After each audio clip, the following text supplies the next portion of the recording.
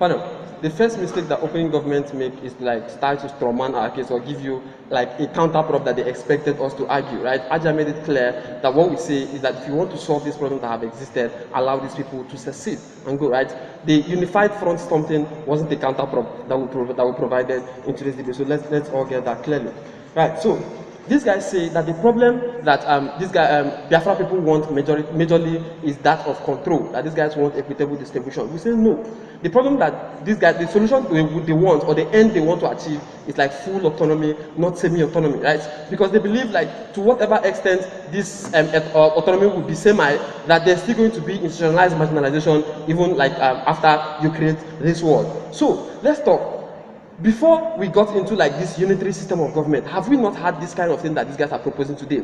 We say yes, we've had it, right? When we had the Eastern region, Midwestern region, Western region, and Northern region, all of those things, right? This kind of things has existed. There was a reason why people opted out of that system, why there was still calls for opting out of those systems. Because equitable distribution of wealth doesn't exactly mean that everybody now begins to become equal, right? For example, even if you begin to share wealth equally today, it doesn't mean that the Ijaw community is going to be as developed as Lagos even in the next 10 years. Right? So because originally, even if you start on a fresh slate today, these guys have already been like deprived and like marginalized in status quo. So they're not going to be able to catch up. So what we don't want is, so when you give Lagos 1,000, you give these guys 2,000, or you give Ijaw 1,000 as well. That isn't going to like bridge all the gaps. But something else we ask them, right?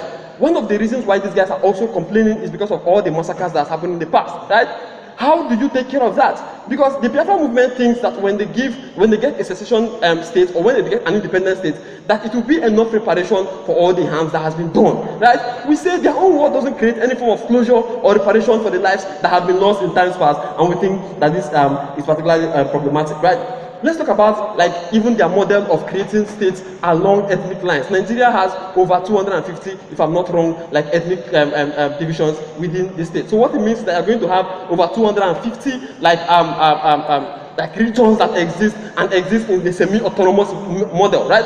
That this is a very like preposterous like argument to propound, right? Because it makes it ultimately difficult for even like resources to be aggregated and to be shared in the long run, right? We don't think that that kind of world is a better world. So they also say creation and competition and animosity will be created when you give them new nations. Like what the fuck? Ghana and Nigeria doesn't have like this kind of competitions that is going to exist even when you give them like even when you give them semi-autonomous regions. When you say there's a region and there's another region, they are now incentivized to even compete like unhealthily amongst themselves. But when you give them a different country, what they want to pursue is their development, not a competition with the next country. So we don't think that animosity will exist like in our own world. We think that animosity already will exist like in their own world that they want to create. They say there is a volatility that comes with people coexisting. We say we agree. These guys think there's a volatility that comes with us existing. Why then do you still want to put them in Nigeria and have them still coexist? Because the thing is, even when you give people like a semi-autonomous region, they still stay under Nigeria, right? So ultimately, these guys still like have a shared value. We still have to sing the national anthem as Nigerians, even after having this independent stuff, right? This automatically like doesn't take away that volatility in and of itself, does it? Mr. Speaker, do you agree that there exists true self-determination in our own world as against the Biafran world secessionist movement? Okay, so the argument of choice that Aja brings to you in today's debate takes this off, right? Most, like every ethnic community that exists in Nigeria, do not want this kind of self-determination. But your own kind of world is going to force them to pursue a self-determination that is not exactly theirs. We don't think that like any moral impetus that is placed on states to determine what my self-actualization is. We agree that self-actualization of Biafra might be like secession, but we don't think that Yorubas also want that kind of self-actualization. But in your own world, you say, oh, we know your self-actualization and it's independence, so we must give Ijaw, we must give Idoma, we must give people that kind of self-actualization. We think that is stupid.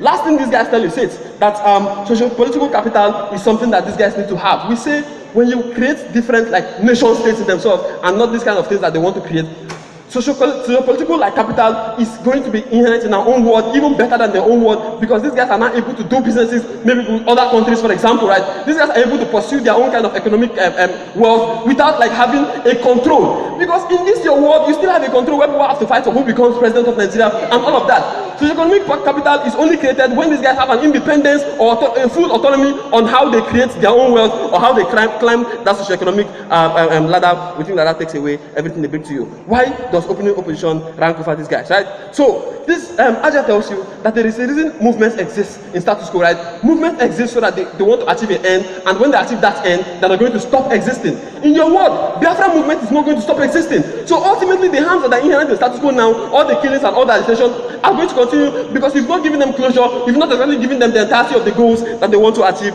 We think that is not fair.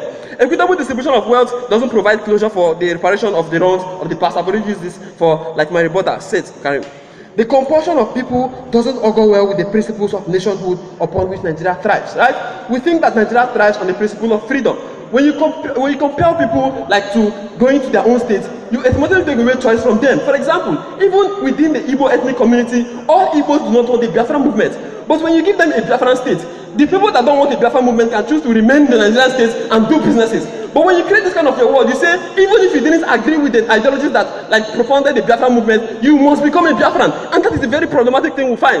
In their own world, they create like an oppressionist kind of state, right? Where people are forced to remain in certain instances, within certain geographical conscriptions. We say this is bad. This infringes on people's rights to freedom of movement, and also people's rights like to where they want to flourish and self-actualize. For example, many people have businesses and all of that in the north, and don't think that such such economic environment is possible when they come back to their own area. But in your own world, you say, fuck your businesses in the north, come back and go do your businesses in the south. We think that kind of oppression is something that we don't want because it's already what's entrenched in status quo, right? So we also say what we win is that our world is the only world that gives people consent. There is no justification for taking away people's consent.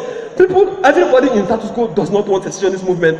Does not want like independent regions. Okay, we don't think that in your own world you give them choice. But when you create the different states, people can decide not to stay in the states. There are people that are Nigerians that have never lived in Nigeria all their life. It doesn't make them not to identify with the cultural like values that these guys are so cared for, right?